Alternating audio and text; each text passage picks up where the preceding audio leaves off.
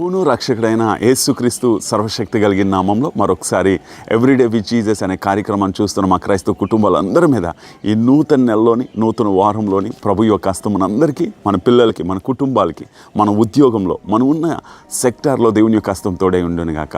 ఈరోజు ఒక లేఖన భాగాన్ని ధ్యానం చేసుకుందాం. అందుకే ఒక దైవ సేవకుడు ఇలా చెప్తాడు, ministry for Jesus is not important, meeting with Jesus is more important.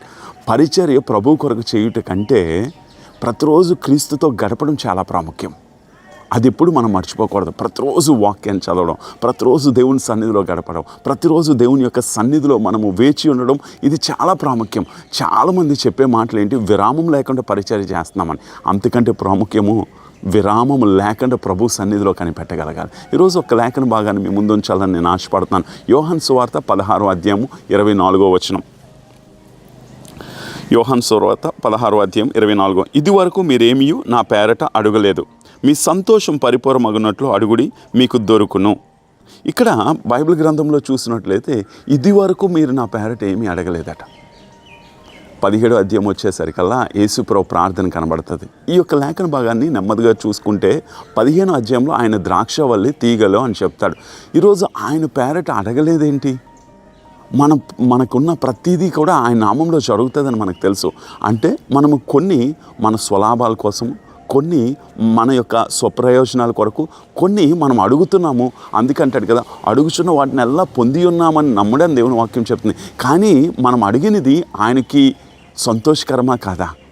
మనం చేసే పని, లేకపోతే మన పిల్లలు అభివృద్ధి అవ్వడం, ఉద్యోగం చేయడము దేవుని చిత్తమా, లేకపోతే సేవ చేయడం దేవుని చిత్తమా, మన పిల్లలు ఆత్మీయంగా ఉండడం దేవుని చిత్తమా, లేకపోతే కాలేజీలోని అధికమైన స్థానంలో ఉండడం దేవుని చిత్తమా, ఇవన్నీ కూడా మనం తెలుసుకోగలగాలి. ఎందుకనే ఇక్కడ పరిశుద్ధాత్మ దేవుడు ఎంత స్పష్టంగా రాయిస్తున్నాడండి, మీరు నా నామంలో ఏమీ అడగలేదట. అంటే మనం ఏది అడిగినా మన సొంతంగా అడిగాం. అందుకే పేతురు యోహాను అంటాడు, యేసు నామంలో దిగ్గున లేచినాడు అంటాడు. అంటే ఆయన నామం ఎప్పుడు కూడా విడుదలే. ఆయన నామంలో మనకి ఎప్పుడు అడిగినా అది మనల్ని పరిపూర్ణంగా చేస్తుంది. ఆ కింద ఇంకొక మాట ఉంటుంది చూడండి, ఇదివరకు మీరు ఏమీ నా పేరట అడగలేదు, మీ సంతోషము పరిపూర్ణమగునట్లు అడుగుడి, మీకు దొరుకును. అంటే మన సంతోషం పరిపూర్ణమయ్యేటట్లు అడగాలట. మనం చిన్న చిన్నవి అడగకూడదు ప్రభు సన్నిధిలో మోకరించి. అందుకనే అంటాడు కదా, మనం గొప్ప వాటిని అడగాలి. మన దేవునికి అసాధ్యమైనది లేదు.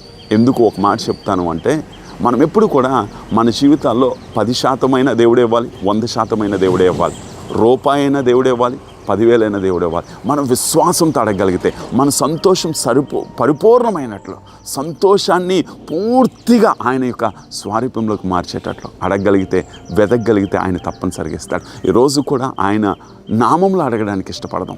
మన సంతోషం పరిపూర్ణమయ్యేటట్లు అడుగుదాం. మనం ఏది అడిగినా పొందుకొని ఉన్నామని నమ్మడానికి ఇష్టపడదాం. అడుగు, ఉదయకాల సమయంలో నీ పిల్లల నిమిత్తం అడుగు, నీ ఉద్యోగం నిమిత్తం అడుగు, అభివృద్ధి నిమిత్తం అడుగు. దేవుడు ఇవ్వడానికి ఇష్టపడే దేవుడు. నిన్ను అనేక మందికి, అందుకే అబ్రహాం అంటాడు, I will make you a blessing to other people. నేను ఇతరులకు ఆశీర్వాదకరంగా దేవుడు మారుస్తాను అన్నాడు. మర్చిపోక ఈ ఉదయకాల సమయంలో కళ్ళు మూసుకుందాం, ప్రార్థన చేద్దాం. మా తండ్రి, మా ప్రభువా, ప్రత్యేకంగా ఈ కార్యక్రమాన్ని చూస్తున్న ప్రతి కుటుంబాన్ని, వ్యక్తుల్ని దీవించి ఆస్వాదించమని, నీ నామంలో ఏది అడిగినా పొందుకొని ఉంటామని నీ లేఖనం చదువుతున్నాను ప్రభా. ఇప్పుడు వరకు నీ నామంలో కాదు, మా స్వప్రయోజనాలకో లేకపోతే ఏదో అలవాటుగా అడిగామేమో, కానీ యేసు నామంలో అడుగుతున్నాం. ఈ నెలంతా కూడా మాకు ఆశీర్వాదకరంగా ఉండగా, ఈ నెలంతా కూడా ఊహించలేని కార్యాలు చూచుదముగా కనపకుండా, యేసుక్రీస్తు సర్వశక్తి కలిగిన నామంలో అడిగి వేడుకొంచున్నాము తండ్రి, ఆమేన్. God bless you. దేవుడు మనందరినీ దీవించిన గాక.